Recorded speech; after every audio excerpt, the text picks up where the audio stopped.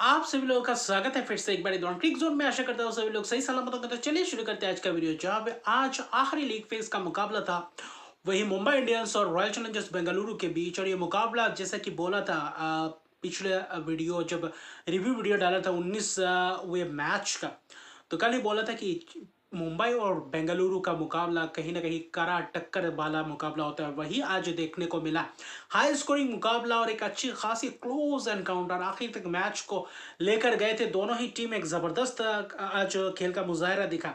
शुरुआत अगर देखें तो मुंबई इंडियंस ने टॉस जीता और जीत कर पहले गेंदबाजी करने का फैसला। और सबसे ज्यादा महत्वपूर्ण बात थी कि मुंबई इंडियंस अगर यह मैच जीते तो सीधा फाइनल में, और अगर यह मैच रॉयल चैलेंजर्स बेंगलुरु जीता है तो कहीं ना कहीं दिल्ली कैपिटल्स फाइनल में सीधा मुकाबला करते हुए नजर आते। तो वहां पे शुरुआत ही मेघना ने कहीं ना कहीं रॉयल चैलेंजर्स बेंगलुरु के, अगर खेमे की बात की जो शुरुआत से ही अच्छी खासी, जब से मौका मिला अच्छा खासा शुरुआत दिया है।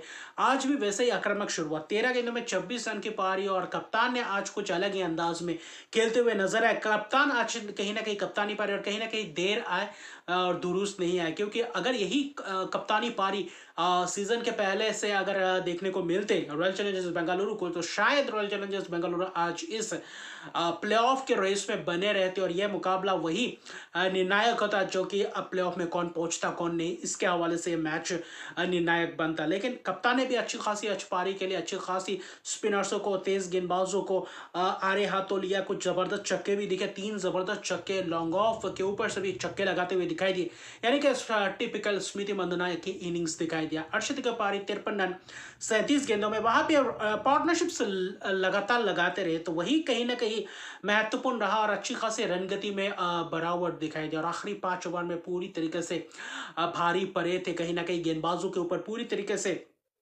टूट पड़े थे बल्लेबाज। हालांकि मैगना और स्मिटी के बीच 41 रन की सलामी जोड़ी, फिर वहां पे एलिसा पेरी के साथ 59 रन की पार्टनरशिप, फिर स्मिति मंदना का विकेट जाता है, एमएलए केयर ने चलता गया। लेकिन आज एमएलए केयर भी महंगे रहे, उतना खास प्रभाव नहीं डाल पाया जो पिछले मुकाबले में किया था। वहां पे हेले मैथ्यूज ने पहला विकेट चटकाया था, फिर वहां पे कुछ विकेट्स भले गए लेकिन रन बीच में बनते रहे। ऋचा घोष ने भी कोशिश की, एक वक्त ऐसा था कि रैना बॉल से खेल रहे थे, उतना खास ताबड़तोड़ बल्लेबाजी दिख नहीं रहा था। लेकिन आखिरी 6-7-8 ओवर में कहीं ना कहीं वहां पे तेजी से रन गति बढ़ाते हुए दिखाई दिए। एलिसा पेरी के 9000 रन T20 में रन पूरा करते हुए नजर है। 49 रन की पारी के लिए नाबाद पारी 38 गेंदों में, अमूमन और भी ज्यादा तेजी से खेलते हैं, लेकिन आज ठीक ठाक बल्लेबाजी किया। दूसरे एंड से बाकी बल्लेबाज भी उनके साथ योगदान देते रहे। ऋचा घोष के साथ की भी एक अर्शदीप का पार्टनरशिप, जहां पे 36 रन ऋचा घोष ने बनाया। लेकिन उसके बाद जॉर्जिया वेहम, जब ऐसा लग रहा था कि स्नेह राणा जो पिछले मुकाबले में एक कारनामा करके गए थे, तो इस मुकाबले में क्यों स्नेह राणा को पीछे ढकेला गया वेरहम के जगह से।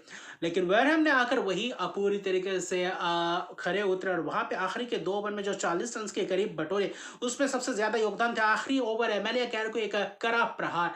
और वहां पे जॉर्जिया वेरहम की 10 गेंदों में 31 रन की वो जो पारी थी, 5 छक्के 1 चौकों की मदद से, वही पारी कहीं ना कहीं इनिंग्स डिफाइनिंग पारी थी। क्योंकि वो पारी अगर नहीं होती तो शायद रॉयल चैलेंजर्स बेंगलुरु इस मैच में मुकाबला करते हुए उतना खास मजबूत दिखते नहीं। आखिर में जाते जाते जो 16 गेंदों में 46 रन की पार्टनरशिप थी जॉर्जिया वेरहम और एलिसा पेरी की, वो महत्वपूर्ण और कारगर साबित हुआ रॉयल चैलेंजर्स बेंगलुरु के लिए। 199 रन बनाए आखिरी 5 ओवर में, 80 रन के करीब जोड़े। और इसके तहत सिर्फ 3 ही विकेट गए थे, 20 ओवर में 2 विकेट हेले मैथ्यूज ने चटकाया था। इस सीजन का हाईएस्ट विकेट टेकर है हेले मैथ्यूज। और जब बल्लेबाजी करते हैं तो अच्छी खासी बल्लेबाजी, लेकिन आज शुरुआत से ही आज गेंदबाज उतना खास ठीक ठाक गेंदबाजी करते हुए दिखाई नहीं दिए। बहुत सारे गेंदबाजों का इस्तेमाल किया। अमनजोत को हालांकि एक किफायती स्पेल किए थे, 3 ओवर में करीबन 8-9 रन दिए थे, आखिरी ओवर महंगे गया था, जिसके बदौलत ये 199 में पहुंचने के लिए एक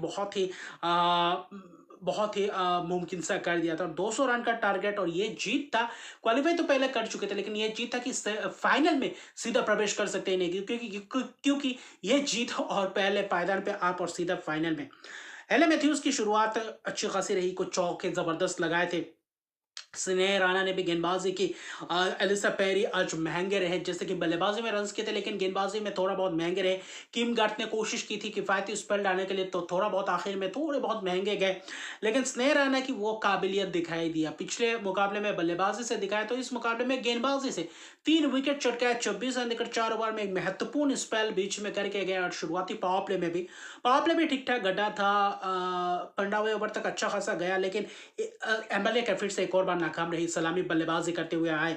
वहां पे हरमनप्रीत कौर की कोशिश थी, लेकिन वो कोशिश भी नाकाम कर दिए थे। किम गर्थ ने वहां पे कैच दे बैठे, कट खेलने गए थे वहां पे जबरदस्त कैच ऋचा घोष द्वारा एमएल या कैर, और हेले मैथ्यूज को स्नेह रैना ने विकेट चटकाया था शुरुआती क्षण में। तो वहां पे कहीं ना कहीं मुंबई इंडियंस वो शुरुआत नहीं मिल पाई जो शुरुआत चाहिए था, लेकिन अकेले डटे रहे नताली सीबर ब्रांड, और सीबर ब्रांड की फिर से एक और बार आतिशी पारी।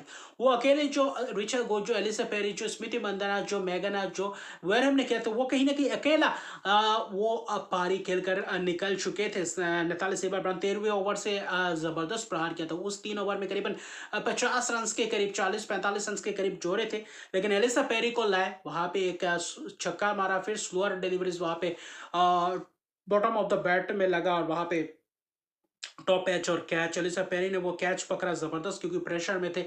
अगर वो कैच नहीं पकड़ते तो और एक आध ओवर रह जाते तो एलिसा पेरी तो दूर की बात है, वहां पे नैथाली सीबर ब्रांड की एक बहुत ही मजबूत पारी देखने को मिलती है। हालांकि 35 गेंदों में 69 रन की एक जबरदस्त पारी और मैच को आखिर तक ले जाने की कोशिश थी, और वहां पे सफल भी रहे थे, और एक अच्छा खासा टोटल का पीछा कर रहे थे। वहां पे कहीं ना कहीं आखिरी 5-7 ओवर्स में जबरदस्त रन चाहिए थे, 70-75 रन के करीब। वहां पे कोशिश मुमकिन सा कर दिया था, लेकिन 2 छक्के 9 चौकों की मदद से एक अच्छी खासी स्ट्राइक रेट से बल्लेबाजी की।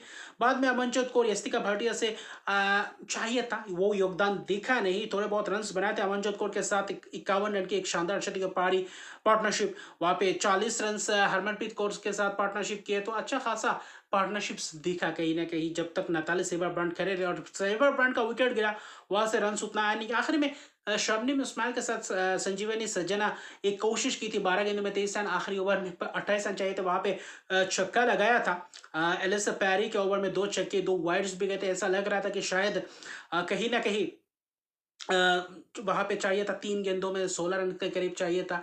तो वहां पे ऐसा लग रहा था क्या मुमकिन बन सकता है, 3 ओवर में करीबन करीबन 12 रन के करीब चाहिए था, ऐसा कुछ। तो वहां पे ऐसा लग रहा था कि क्या 2 छक्के लगा सकते हैं, लेकिन हुआ नहीं, वहां पे विकेट गया, और फिर बस औपचारिकता ही था। और 199 रन बनाने के बावजूद 188 रन बनाए, 9 विकेट गए, लेकिन आखिर तक लड़ाई किया। अगर नैथाली सीबर और एक आध ओवर रहते तो शायद ये मुकाबला अपने गिरफ्त में रहता, और कोई एक बल्लेबाज अगर खड़े रहते तो शायद मुंबई इंडियंस के लिए मुमकिन रहता, क्योंकि अकेले परे नैथाली सीबर ब्रांड और बाकी दूसरे एंड से कोई खिलाड़ी नहीं, सिर्फ संजीवनी सजना का वो 12 गेंद में 23 रन, उसके अलावा बाकी कोई पारी नहीं। और जबरदस्त गेंदबाजी स्नेह राणा की 3 विकेट, 2-2 विकेट किम गार्थ और एलिसा पेरी को मिला।